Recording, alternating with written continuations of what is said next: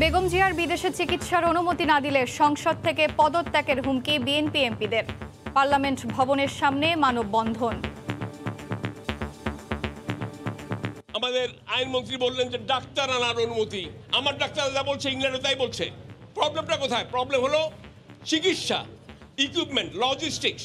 401 ধারা যদি সত্যিকার অর্থে সঠিক প্রয়োগ হতো তাহলে বেগম খালেদা জিয়া বহু আগেই বাইরে চিকিৎসা পাওয়ার সুযোগ পেত। ওনার যদি কিছু হয় তার পুরো দায়ভার কিন্তু এই সরকারকে নিতে হবে। 20 দলের পক্ষ থেকে স্বরাষ্ট্রমন্ত্রীর কাছে লিখিত আবেদন। আইন অনুযায়ী কোনো স্কোপ নেই, এটা মাননীয় প্রধানমন্ত্রী ইচ্ছা করলে মানে করতে পারেন, এটা ওনারা বলে গিয়েছেন, কিন্তু আইনের ভাষায় বলা যায় এটার কোনো স্কোপ নেই। দেখছিলেন প্রধান শিরোনাম। দুপুরের সময় সঙ্গে আছি আমি এশা হোসেন। এবার অন্যান্য শীর্ষ সংবাদ।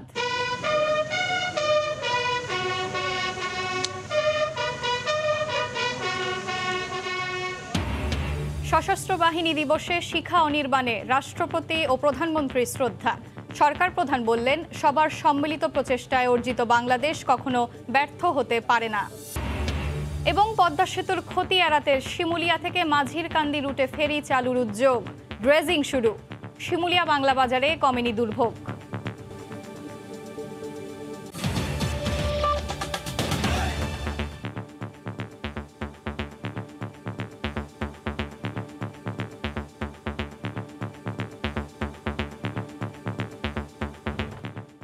বিএনপি চেয়ারপারসন বেগম খালেদা জিয়ার বিদেশে চিকিৎসার অনুমতি না দিলে সংসদ থেকে পদত্যাগের হুমকি দিয়েছেন দলটির এমপিরা। সকালে সংসদ ভবনের সামনে মানববন্ধনে অংশ নিয়ে তারা আরও বলেন, প্রধানমন্ত্রীর নির্বাহী আদেশের মাধ্যমে বেগম জিয়ার বিদেশে চিকিৎসা সম্ভব।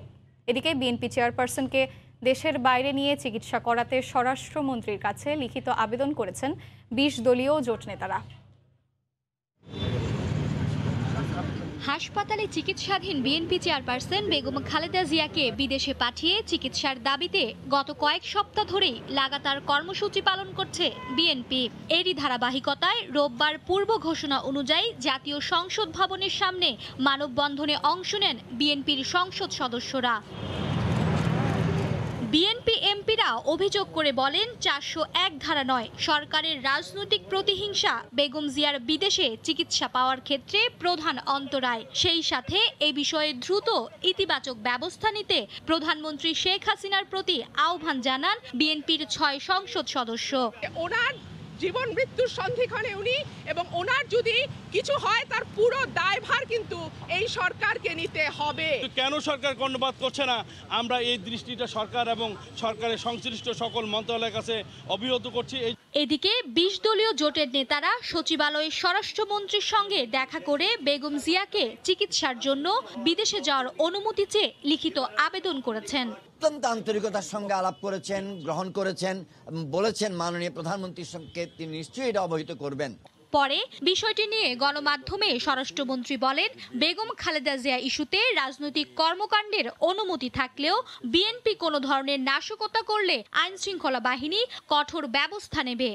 তারা আবেদন করেছেন যে আবেদনটি মাননীয় প্রধানমন্ত্রীর কাছে পাঠিয়ে দেওয়ার জন্য। আমরা সেটা আমাদের প্রসেস করে আমরা দেখব, আমরা সেই অনুযায়ী তাকে আমরা জানিয়ে দিয়েছি। কিন্তু আইনের ভাষায় বলা যায় এটার কোনো স্কোপ নেই।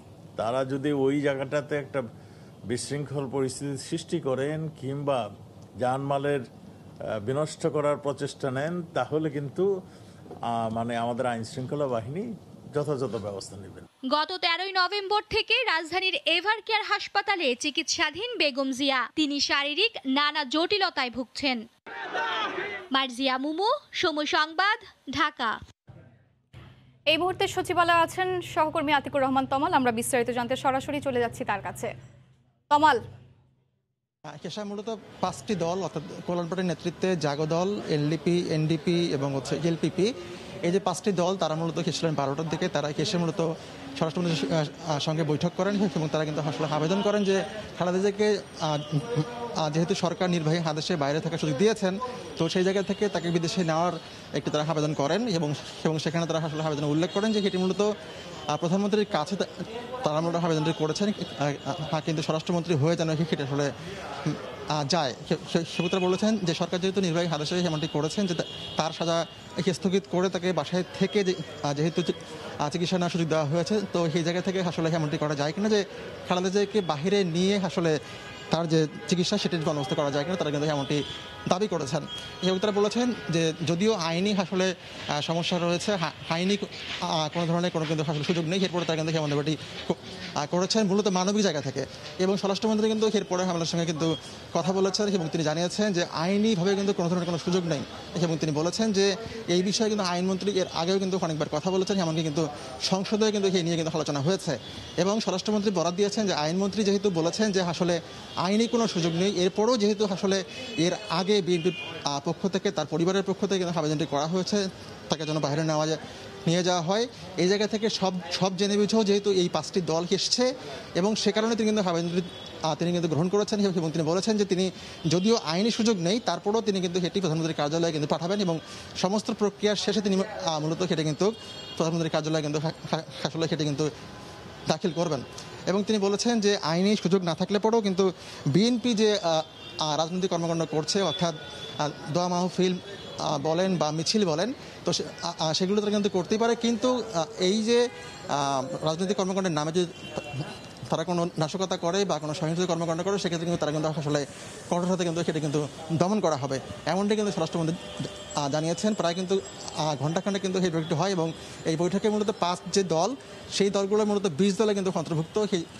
সেই যে 5টি দল, এই 5টি দল কিন্তু মূলত কল্যাণ পার্টির কিন্তু নেতৃত্বে তারা কিন্তু আসেন এবং তারা কিন্তু বৈঠকে কিন্তু তারা আসলে খালেদা জিয়ার যে মুক্তি বা বাহিরে নিয়ে গিয়ে যে চিকিৎসা সেটা কিন্তু তারা কিন্তু আবেদনটি করেন। তো এই ছিল আমার কাছে সবশেষ খবর। হিসা, সচিবালয় থেকে আমাদের সঙ্গে সরাসরি যুক্ত ছিলেন সহকর্মী আতিকুর রহমান তমাল। সবার সম্মিলিত প্রচেষ্টায় অর্জিত বাংলাদেশ কখনো ব্যর্থ হতে পারে না। সশস্ত্র বাহিনী দিবস উপলক্ষে পদক প্রদান অনুষ্ঠানে একথা বলেন প্রধানমন্ত্রী শেখ হাসিনা। উন্নয়নশীল দেশ হিসাবে বাংলাদেশ আন্তর্জাতিক ক্ষেত্রেও সমান তালে চলতে পারে বলেও উল্লেখ করেন সরকার প্রধান। জাতির পিতার আদর্শে গড়ে তোলা এই অগ্রযাত্রা যেন কোনোভাবেই ব্যাহত না হয় সেদিকে দৃষ্টি রাখার আহ্বানও জানান তিনি। এদিকে দিবসটি উপলক্ষে স্বাধীনতা যুদ্ধে আত্মোৎসর্গকারী সশস্ত্র বাহিনীর সদস্যদের স্মৃতির প্রতি শ্রদ্ধা জানান রাষ্ট্রপতি ও প্রধানমন্ত্রী।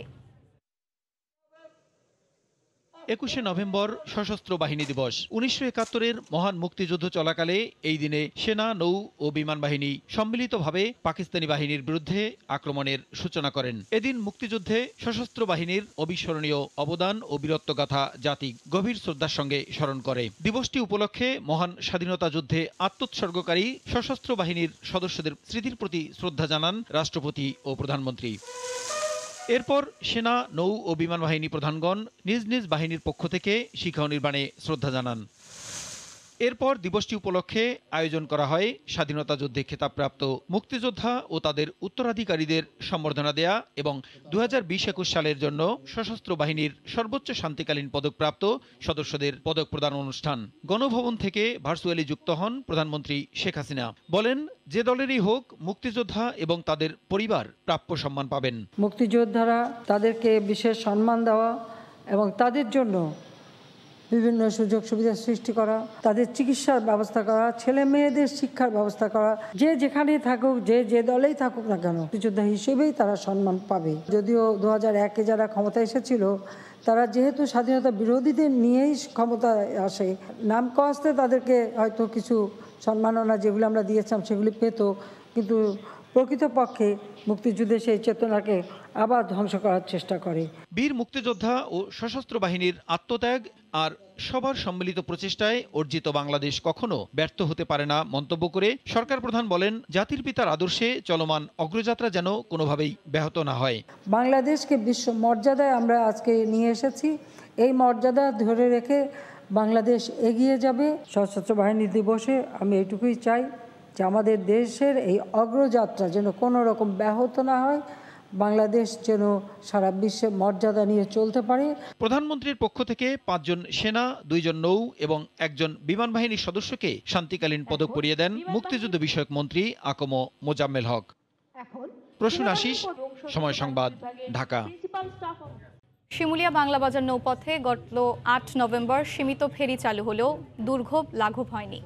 তাই বিকল্প হিসাবে পদ্মা সেতু এড়িয়ে শিমুলিয়া থেকে মাঝিরকান্দি রুটে ফেরি চালুর উদ্যোগ নেওয়া হয়েছে। সেই লক্ষ্যে লৌহজং টার্নিংয়ে শুরু হয়েছে ড্রেজিং। বিস্তারিত নাসিরউদ্দিন উজ্জ্বলের রিপোর্টে ছবি তুলেছেন আবু সাইদ। শিমুলিয়া বাংলাবাজার নৌপথে গত 2 সপ্তাহ ধরে সীমিত ফেরি চালু হলেও স্বাভাবিক হয়নি। 4টি ফেরিতে যানবাহন পারাপার করা হচ্ছে শুধু দিনের বেলায়। তাই বিকল্প হিসাবে পদ্মা সেতু এড়িয়ে শিমুলিয়া থেকে মাঝিরকান্দি রুটে ফেরি চালুর আবার উদ্যোগ নেওয়া হয়েছে। সেই লক্ষ্যে লৌহজং টার্নিংয়ে রোববার ড্রেজিং প্রক্রিয়া শুরু হয়েছে। ফেরি চলাচল দীর্ঘদিনেও পুরোদমে চালু না হয় জনদুর্ভোগের পাশাপাশি এখানকার অর্থনীতির উপর প্রভাব পড়েছে। ফেরি আরো বাড়ানো উচিত বা টাইমটা আরো বাড়ানো উচিত। বিপদের তো কোনো শেষ নেই, ফেরি আটকা পড়ে গেলে অথবা অনেক রাত্রে সিরিয়াল ধরা লাগে, সারা রাত অপেক্ষা করা লাগে ফেরির জন্য। সকালে উঠে তারপর আবার ফেরি, এর আগে তো আর ফেরি নেই। মাঝিরকান্দি যদি চালু হয় তাহলে আমাদের জন্য অনেক সুবিধা হয়। 2টি পয়েন্টে ড্রেজিং সম্পন্ন করে আগামী 1 সপ্তাহের মধ্যে মাঝিরকান্দি রুটে ফেরি চলাচল উপযোগী হবে বলে জানিয়েছেন সংশ্লিষ্টরা। মাঝিরকান্দি আর লৌহজং টার্নিং এ দুটি মিলে লাখখানেক মাটি কাটলি ফেরি সার্ভিস চালু হয়ে যায়। আমরা এখন 5টা ড্রেজার লাগাইছি, তো এই সপ্তাহখানেকের ভিতরে হয়ে যাবে। শিমুলিয়া থেকে মাঝিরকান্দির দূরত্ব 8 কিলোমিটার আর শিমুলিয়া থেকে বাংলাবাজারের দূরত্ব 11 কিলোমিটার। লৌহজং টার্নিংয়ে পদ্মার নাব্য ফেরাতে 50,000 ঘনমিটার বালু অপসারণে এই ড্রেজার বসানো হয়েছে। শরীয়তপুরের জাজিরা থেকে নাসিরউদ্দিন উজ্জ্বল, সময় সংবাদ। সশস্ত্র বাহিনী দিবস উপলক্ষে বরিশালের কীর্তনখোলা নদীতে বাংলাদেশ নৌবাহিনীর আয়োজনে চলছে যুদ্ধ জাহাজ বানৌজা বরকত প্রদর্শনী। এই মুহূর্তে সেখানে আছেন সহকর্মী শফিক মুন্সি। আমরা সরাসরি চলে যাচ্ছি তার কাছে। শফিক, এসা বরিশাল কীর্তনখোলা নদীতে এই মুহূর্তে কিন্তু রয়েছে নৌবাহিনীর বিশেষ যুদ্ধজাহাজ বিএনএস বরকত। আমি যদি আপনাদের একটু দেখাই যে এই বিএনএস বরকতের এইটা হচ্ছে 37 মিলিমিটারের একটি কামান সদৃশ বস্তু, কিন্তু আমরা এটাকে যদি কামান বললেও মূলত সামরিক ভাষায় এটাকে বলা হয় শিপ বর্ন অটোমেটিক নেভাল গান। এই ধরনের কিন্তু আরও একটি গান এই জাহাজটিতে রয়েছে পিছনের দিকে। এছাড়া আরও 2টি টুইন ব্যারেল গান রয়েছে এবং বিভিন্ন প্রকার মাইন নিয়ে কিন্তু এই যে জাহাজটি আসলে তৈরি। এবং এই জাহাজের এই সামরিক সক্ষমতা দিয়ে যে জলরাশি আছে বাংলাদেশের, সেগুলোর সার্বভৌমত্ব রক্ষা এবং সেখানে যে কোনো নির্দিষ্ট দূরত্বের শত্রু জাহাজ, ট্রলার বা বোটে আঘাত করতে সক্ষম কিন্তু এই যুদ্ধ জাহাজটি। একই সাথে কাছাকাছি আকাশ সীমায় যে কোনো যুদ্ধ বিমান থাকলে সেটিও কিন্তু ঘায়েল করা সম্ভব। খুলনার তিতুমির নৌঘাটি থেকে আজকে কিন্তু প্রদর্শনীর উদ্দেশ্যে গতকালই এই জাহাজটি বরিশাল এসে পৌঁছায়। আমরা এই জাহাজটির অধিনায়ক এম সোহেল রানার কাছ থেকে কিন্তু জানতে পেরেছি যে কীর্তনখোলা নদীর পার ঘেঁষা নগরীর মুক্তিযোদ্ধা পার্কে বেলা 2টা থেকে সূর্যাস্ত পর্যন্ত দর্শনার্থীদের জন্য এই জাহাজটি প্রদর্শনী উন্মুক্ত করা হয়েছে। এই সময় যে কেউ এখানে এসে বিনামূল্যে জাহাজটি পরিদর্শন করতে পারবেন। মূলত দেশের সার্বভৌমত্ব রক্ষায় সশস্ত্র বাহিনীর সক্ষমতা এবং বাহিনীর সদস্যদের শক্তিমত্তা সম্পর্কে জনসাধারণকে ধারণা দিতেই এ ধরনের প্রদর্শনীর আয়োজন করে বাংলাদেশ নৌবাহিনী সহ সশস্ত্র বাহিনীর যারা আছে তারা। এবং তাদের যে আয়োজকদের পক্ষ থেকে যেটি আমাদেরকে জানানো হয়েছে যে এ ধরনের প্রদর্শনীর মাধ্যমে যদি একজন মানুষও সশস্ত্র বাহিনীতে অংশগ্রহণ করতে ইচ্ছুক হয় কিংবা দেশপ্রেম উজ্জীবিত হয়ে এই সশস্ত্র বাহিনীর কর্মকাণ্ডকে উজ্জীবিত করে, তবে কিন্তু তাদের যে এই ধরনের আয়োজন সেটি আসলে সফলতা লাভ করবে। বরিশাল কীর্তনখোলা নদী থেকে বাংলাদেশ নৌবাহিনীর আয়োজনে যে যুদ্ধজাহাজের প্রদর্শনী, সে ব্যাপারে এই ছিল আমার কাছে সর্বশেষ সংবাদ। এসা, সশস্ত্র বাহিনী দিবস উপলক্ষে বাংলাদেশ নৌবাহিনীর আয়োজনে চলছে যুদ্ধ জাহাজ বানৌজা বরকত প্রদর্শনী। বরিশাল থেকে আমাদেরকে সে খবরই জানাচ্ছিলেন সহকর্মী শফিক মুন্সি। চট্টগ্রামে বস্তিবাসীকে দেয়া হচ্ছে করোনা ভ্যাকসিন। এই মুহূর্তে নগরীর ঝাউতলা বস্তিতে আছেন রিপোর্টার ফেরদৌস লিপি। আমরা সরাসরি চলে যাচ্ছি তার কাছে। লিপি,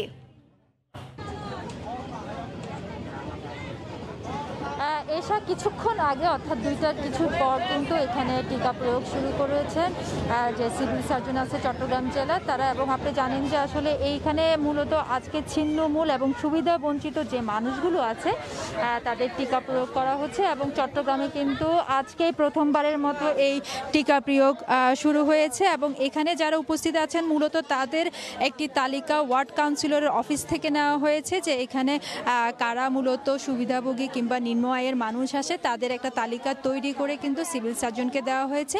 এবং সেই তালিকা অনুযায়ী কিন্তু আজকে থেকে টিকা প্রয়োগ শুরু হচ্ছে এবং এটা চলবে 4 দিন, যদিও আগামীকাল একদিন বিরতি দিয়ে পরবর্তীতে 3 দিন এই টিকা প্রয়োগ চলবে। এবং এই টিকার আওতায় প্রায় কিন্তু 2000 ছিন্নমূল অর্থাৎ বস্তিবাসীকে আনা হবে বলে এখানকার দায়িত্বপ্রাপ্ত যেসব কর্মকর্তা আছে তারা আমাদেরকে জানিয়েছে। আর এই ক্ষেত্রে আপনাকে জানিয়ে রাখি এখানকার যেসব সুবিধাবঞ্চিত কিংবা নিম্ন আয়ের মানুষ তারা আসলে যে রেজিস্ট্রেশন করা বা অনলাইনে যে নিবন্ধন সেটা তাদের করতে হচ্ছে না।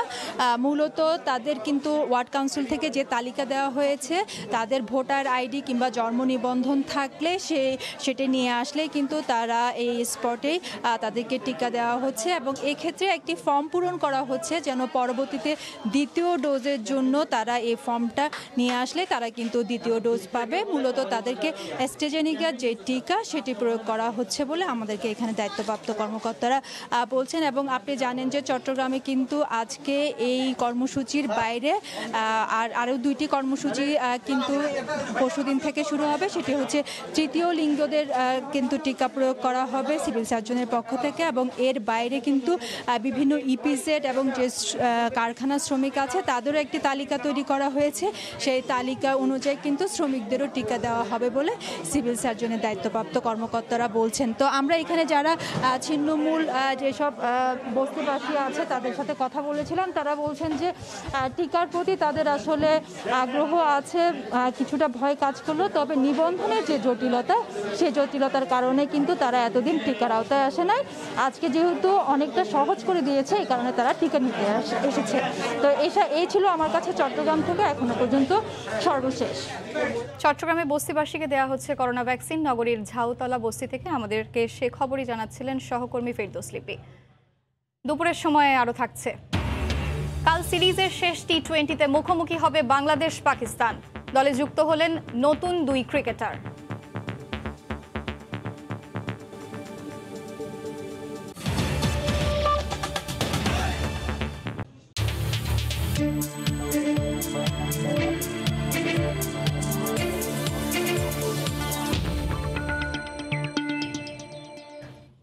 নাটোরের সিংড়ায় পরিত্যক্ত জায়গায় গড়ে উঠেছে Sheikh Kamal IT training and incubation centre, যাকে বলা হচ্ছে ভবিষ্যৎ প্রজন্মের প্রযুক্তিমুখী কর্মসংস্থানের নিশ্চিত ঠিকানা।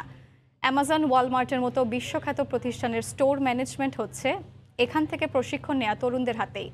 শরীফ রুবেলের ছবিতে শুভ খানের রিপোর্ট। চলনবিলের জনপদ নাটোরের সিংড়ার Sheikh Kamal IT training and incubation centre. সুসজ্জিত এ ভবনে উচ্চগতির ইন্টারনেটের সহায়তায় কয়েকশো তরুণ তরুণীকে দেয়া হচ্ছে প্রযুক্তি প্রশিক্ষণ। দিন বদলের স্বপ্নে বিভোর এসব তরুণ তরুণীর কেউ শিখছে গ্রাফিক্স ডিজাইন, বিনামূল্যে ভাষাগত দক্ষতা ঝালিয়ে নিচ্ছেন কেউ কেউ।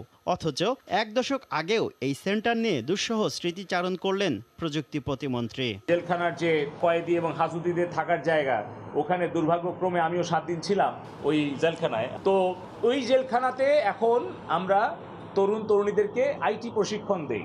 মাদকের আখড়ার বদনাম ঘুচিয়ে রাজশাহীর পদ্মাপাড়ের এই ট্রেনিং সেন্টার প্রতিদিনই জন্ম দিচ্ছে ডিজিটাল রূপান্তরের নিত্য নতুন গল্প।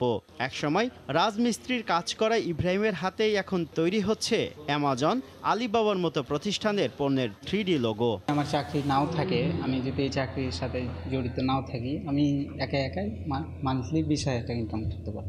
গার্মেন্টস শ্রমিক রূপচান আলী তো 20 জনের টিমের দলনেতায়। প্রথমে গার্মেন্টসে কাজ করতাম, খুব কষ্ট করেছি এক সময়, তবে এখন আর ওই চাকরির আশা করি না। ডিজাইনার হয়েছি এবং টিম চালাচ্ছি। দক্ষ এসব হাতেই স্টোর ম্যানেজমেন্টের মতো স্পর্শকাতর দায়িত্ব দিয়েছে অ্যামাজন, ওয়ালমার্টের মতো বিশ্বখ্যাত প্রতিষ্ঠান। এখন যে অনেক বড় বড় ওয়্যার হাউস, সেটা আসলে কন্ট্রোল করা মুশকিল, কিন্তু আমরা যখন এআই ইমপ্লিমেন্ট করব সেটা কিন্তু অনেক সহজ হবে এবং সেই এআইটা যাত্রা আমরা মনে হচ্ছে রাজশাহী হাইটেক পার্ক থেকেই যাত্রাটা শুরু হবে। স্বপ্নবাজ এই তরুণদের পৃষ্ঠপোষকতা দিতেই 2016 সালে দেশের প্রত্যন্ত এলাকায় শুরু হয় Sheikh Kamal IT training and incubation centre স্থাপনের কাজ। বর্তমানে 8টি সেন্টার থেকে প্রশিক্ষণ পেয়েছে প্রায় 5000 তরুণ তরুণী। কর্মসংস্থান হয়েছে 1000-এরও বেশি মানুষের। আগামী 25 সালের মধ্যে আমরা বাংলাদেশের 64টা জেলায় আমরা Sheikh Kamal IT training and incubation centre আমরা নির্মাণ কাজ, স্থাপনের কাজ শেষ করব। এসব সেন্টার থেকে 2041 সাল নাগাদ প্রশিক্ষণ পাবেন অন্তত 10 লাখ তরুণ তরুণী। কর্মসংস্থান হবে 5 লাখ। রাজশাহী শেখ কামাল আইটি ট্রেনিং ও ইনকিউবেশন সেন্টার থেকে শুভ খান, সময় সংবাদ। বছরের পর বছর শিল্প কারখানার রাসায়নিক বর্জ্যে দূষিত হচ্ছে ময়মনসিংহের ভালুকা ও ত্রিশাল উপজেলার বিভিন্ন নদীখালের পানি। এতে নষ্ট হচ্ছে ক্ষেতের ফসল, মারা যাচ্ছে নদীর মাছ। পরিবেশ অধিদপ্তর কার্যকর পদক্ষেপ না নেয়ায় কলকারখানাগুলো লাগামহীনভাবে দূষণ করছে বলে অভিযোগ পরিবেশবাদী সংগঠন ও জনপ্রতিনিধির। হোসেন আলী তোলা ছবিতে সাদিকুর রহমানের রিপোর্ট। ময়মনসিংহ গাজীপুরের উপর দিয়ে বয়ে চলা এক সময়ের স্বচ্ছ টলমলে ক্ষীর নদী কালের বিবর্তনে অপরিকল্পিত শিল্পায়নের ফলে এক সময়ের ভালুকার আশীর্বাদ এই নদী পরিণত হয়েছে বিষাদের রূপে। কয়েকশো কারখানার অপরিশোধিত তরল বর্জ্য নদীর পানিকে করেছে বিষাক্ত। এই এলাকায় যখন এই ইন্ডাস্ট্রিজগুলি শুরু হইলো তখন এই পানি নোংরা হইতে শুরু করলো। আর মাছ তো দূরে কথা, একটা পোকাও থাকতে পারে না। একদিন যদি হাত দিয়ে পানি দেয় 2-3 দিন গন্ধ করে পানি, মনে করেন আমাদের ফসল আদির মধ্যে দিলে নষ্ট হয়ে যায়। আগে তো গোসল মুসল করুন গেছে, এরন গেছে, মানে দুর্গন্ধ লাগে, পানি লাগে, এরন তিগুন জানা।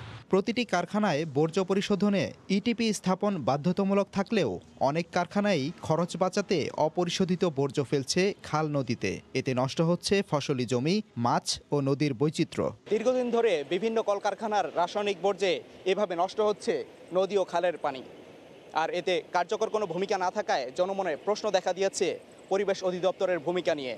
যতক্ষণ পর্যন্ত দূষণকারী শিল্প প্রতিষ্ঠানগুলোর বিরুদ্ধে পরিবেশ অধিদপ্তর এবং পরিবেশ ও বন মন্ত্রণালয় তার ক্ষমতা প্রয়োগ না করবে, তার আইনি ক্ষমতা প্রয়োগ না করবে, ততক্ষণ পর্যন্ত জনস্বার্থটা রক্ষিত হবে না। টাকা দিয়ে তাকে কিনতে পারবে না, এমন একজন অফিসার দরকার। তাহলে বালুকা যে পরিবেশের বিপর্যয় করছে সেটাও উত্তরণ করা সম্ভব বলে আমি মনে করি আর কি।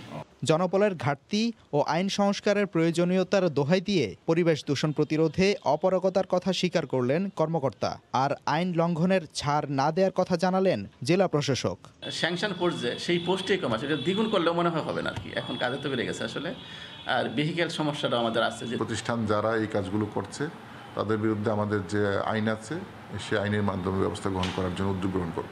পরিবেশ দূষণের অভিযোগে গত এক মাসে ময়মনসিংহ বিভাগে 5টি প্রতিষ্ঠানকে 68,11,000 টাকা জরিমানা করেছে পরিবেশ অধিদপ্তর। সাদিকুর রহমান, সময় সংবাদ, ময়মনসিংহ।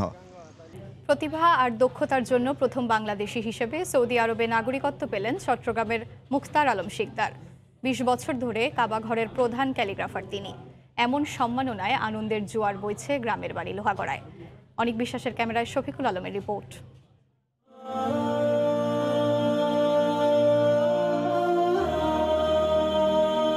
পবিত্র কাবাঘরের গিলাফ তৈরির কারখানার প্রধান ক্যালিগ্রাফার চট্টগ্রামের মুখতার আলম শিকদার। সৌদি আরব ছাড়িয়ে আন্তর্জাতিক ফোরামে প্রদর্শিত হয়েছে তার ক্যালিগ্রাফি। পেয়েছেন আন্তর্জাতিক অসংখ্য পুরস্কার। সম্প্রতি সৌদি যুবরাজ মোহাম্মদ বিন সালমান ঘোষিত ভীষণ 2030-এর অংশ হিসাবে মেধাবী ও উদ্ভাবনী ক্ষমতাসম্পন্ন বিদেশিদের নাগরিকত্বের ঘোষণা দেন সৌদি সরকার। দক্ষতার স্বীকৃতির জন্য প্রথম বাংলাদেশি হিসেবে মুখতারি পেলেন দেশটির নাগরিকত্বের বিরল সম্মাননা।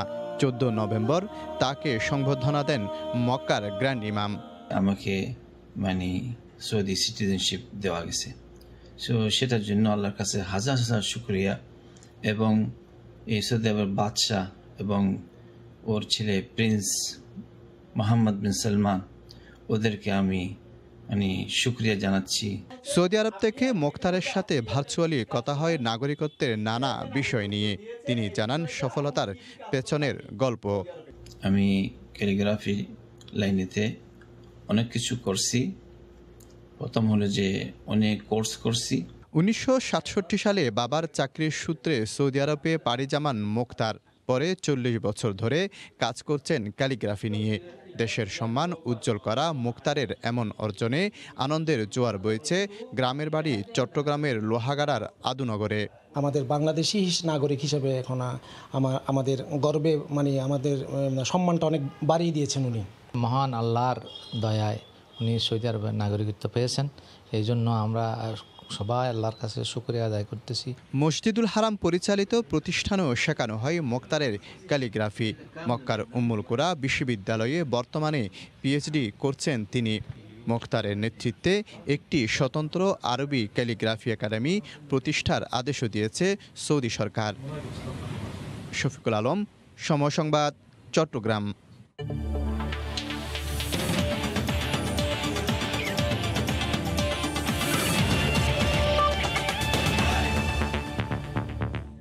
সিরিজের শেষ টি-20তে কাল মুখোমুখি হবে বাংলাদেশ ও পাকিস্তান। মিরপুর শেরি বাংলা স্টেডিয়ামে ম্যাচটি শুরু হবে দুপুর 2টায়। টি-20 বিশ্বকাপের সুপার 12-এ ব্যর্থতার পর থেকে সমালোচনায় জর্জরিত হচ্ছে বাংলাদেশ দল। বিশ্ব আসরের ব্যর্থতা, পাকিস্তানের বিপক্ষে হোম সিরিজে ঘোচানোর লক্ষ্য ছিল টাইগারদের, কিন্তু চাওয়া আর পাওয়া এক হয়নি। এরই মধ্যে প্রথম 2 ম্যাচ হেরে যাওয়ায় সিরিজ নিজেদের করে নিয়েছে পাকিস্তান। শেষ ম্যাচের জয়ে হোয়াইট ওয়াশ এড়াতে চায় বাংলাদেশ, তবে কাজটা সহজ হবে না টাইগারদের জন্য, কারণ বিশ্বকাপের মতো প্রথম 2 ম্যাচেও ব্যাট হাতে ব্যর্থতার পরিচয় দিয়েছেন ব্যাটসম্যান। বোলাররা সে তুলনায় ভালো করেছেন, কোনোভাবেই রানে ফিরতে পারছেন না ব্যাটাররা। এছাড়াও দুঃসংবাদ আরও আছে, ইনজুরির কারণে খেলতে পারবেন না মুস্তাফিজ, অনিশ্চয়তা আছে শরীফুলের খেলা নিয়েও। টানা ব্যর্থতায় বাদ পড়েছেন সাইফ হাসান। শেষ টি-20-র আগে দলে ডাকা হয়েছে কামরুল ইসলাম রাব্বি ও পারভেজ হোসেন ইমনকে।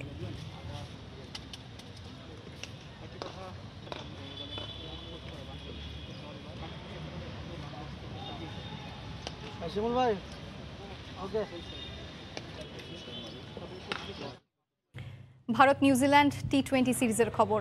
হোয়াইট ওয়াশের লক্ষ্য নিয়ে সিরিজের তৃতীয় ও শেষ টি-20তে সফরকারী নিউজিল্যান্ডের মুখোমুখি হবে ভারত। কলকাতার ইডেন গার্ডেনে ম্যাচটি শুরু হবে সন্ধ্যা 7:30টায়। বিশ্বকাপের সুপার 12 থেকে বিদায় নেওয়ার আক্ষেপ পুড়ছিল ভারত, তবে ঘরের মাঠে কিউইদের বিপক্ষে সময়টা ভালোই যাচ্ছে টিম ইন্ডিয়ার। জয়পুরে প্রথম ম্যাচে নিউজিল্যান্ডকে হারিয়ে সিরিজে 1-0-তে এগিয়ে যায় ভারত। এরই ধারাবাহিকতায় পরের ম্যাচেও কিউইদের হারিয়ে সিরিজ নিশ্চিত করে স্বাগতিকরা। এবার দলগত পারফরমেন্স উপহার দিয়ে ব্ল্যাক ক্যাপদের হোয়াইট ওয়াশের লক্ষ্য রোহিত শর্মাদের। অন্যদিকে হারের বৃত্ত থেকে বেরোতে পারছে না নিউজিল্যান্ড। প্রতিপক্ষকে সমীহ করেই হারের আক্ষেপ ভুলে জয় পেতে চায় সফরকারীরা।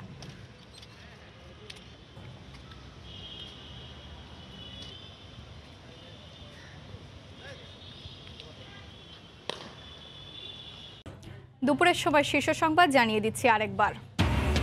বেগম জিয়ার বিদেশে চিকিৎসার অনুমতি না দিলে পদত্যাগের হুমকি বিএনপি এমপিদের। সংসদ ভবনের সামনে মানববন্ধন, স্বরাষ্ট্রমন্ত্রীর কাছে জোট নেতাদের লিখিত আবেদন।